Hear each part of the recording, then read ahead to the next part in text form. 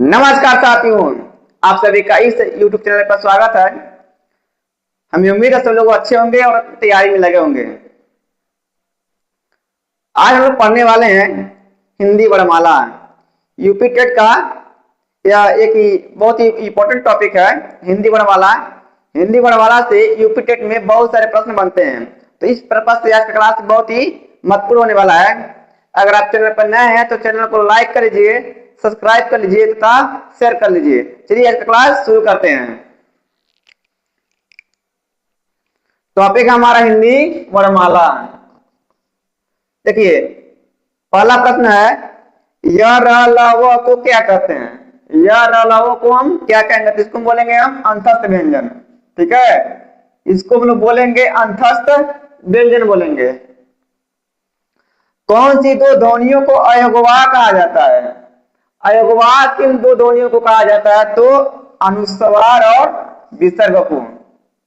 ठीक है, अनुस्वार और विसर्ग को अयोगवाह कहा जाता है। समृद्ध स्वर हैं, समृद्ध स्वर हैं ई और उ। हिंदी वर्णमाला में स्पर्श व्यंजनों की संख्या है। स्पर्श व्यंजन जो होते हैं क से म तक होते हैं, ठीक ना। इनकी संख्या जो है कितनी है? वो है 25। स्पर्श व्यंजनों की संख्या कितनी है? तो है 25। अंतस्थ अंतस्थ व्यंजनों की संख्या कितनी है? तो 4। अंतस्थ व्यंजन होते हैं य र ल व को हम लोग अंतस्थ व्यंजन बोलते हैं। उसमें व्यंजनों की संख्या उसमें व्यंजनों की संख्या 4 है। देखिए जिनको बोलने से, जिन व्यंजनों को बोलने से मुख से उष्मा निकलती हो, गर्मी निकलती हो, उनको हम उसमें व्यंजन बोलते हैं। उसमें व्यंजन को जो है वह है स ह। ठीक है, ये 4 होते हैं।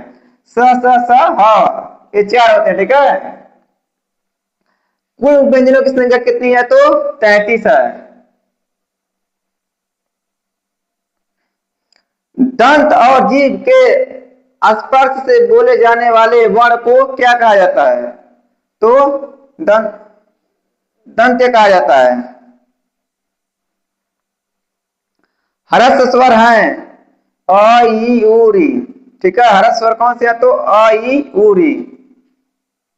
दीर्घ स्वर हैं आ ई उ ए ऐ ओ औ। अग्र स्वर बड़ी छोटी बड़ी ए और ऐ। ठीक है, असमृत है कौन से हैं? तो छोटी और छोटा ऊ। ठीक है, अब देखिए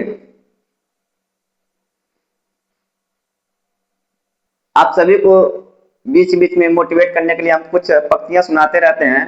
तो एक बहुत ही अच्छी पंक्ति है कि सीढ़ियां उन्हें मुबारक हो जिन्हें छत तक जाना है। सीढ़ियां उन्हें मुबारक हो जिन्हें छत तक जाना है। हमारी मंजिल तो आसमां है, हमारी मंजिल तो आसमां है, रास्ता खुद बनाना है। हमारी मंजिल तो आसमां है, रास्ता खुद ही बनाना है। ठीक है, तो आप सभी को मोटिवेट करने के लिए बीच बीच में कुछ पंक्तियां बोलते रहते हैं। चलिए नेक्स्ट प्रश्न देखते हैं। अर्ध स्वर है यह वो लुंठित व्यंजन है र को लुंठित व्यंजन बोला जाता है। ठीक है, सारे प्रश्न जो है या किसी न किसी एग्जाम में पूछे हुए प्रश्न हैं। ठीक है, तो यूपी टेट के लिए क्लास रामबाण है, समझ लीजिए। इससे प्रश्न 100% बनेंगे। इस एक क्लास से आपको 2-3 प्रश्न देखने को मिल जाएंगे। अयोगवाह वर्ण है अंग रह। देखिए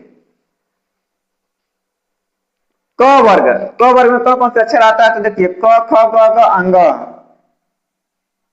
च वर्ग में च च च ज इ ट वर्ग में ट ठ ड ढ ढ ढ़। त वर्ग में त थ द ध न।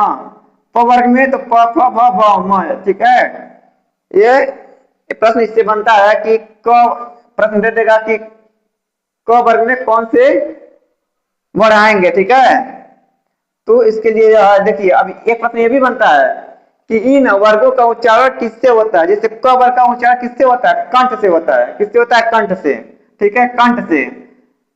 ताल से ताल का ताल से उच्चारण किसका होता है? च वर्ग का होता है। मूर्धा से ट वर्ग का होता है। दंत से त वर्ग का होता है। ताल से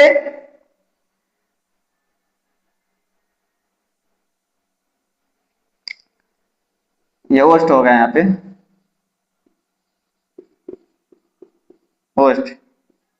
ठीक है, देखिए कंठ से क वर्ग, ताल से च वर्ग, मूर्धा से ट वर्ग, दंत से त वर्ग और ओष्ठ से प वर्ग। ठीक है, उचित व्यंजन है ड ड। ठीक है, तो ये रहे कुछ वर्णमाला के इंपॉर्टेंट प्रश्न यूपी टेट में या सुपर टेट में। यूपी टेट में 30 प्रश्न हिंदी से बनेगा। ठीक है, तो उसमें सिलेबस है वर्णमाला, तो वर्णमाला से अक्सर प्रश्न बनते हैं। अगर आप चैनल पर नए हैं तो चैनल को लाइक कर लीजिएगा, सब्सक्राइब और शेयर कर लीजिएगा। धन्यवाद।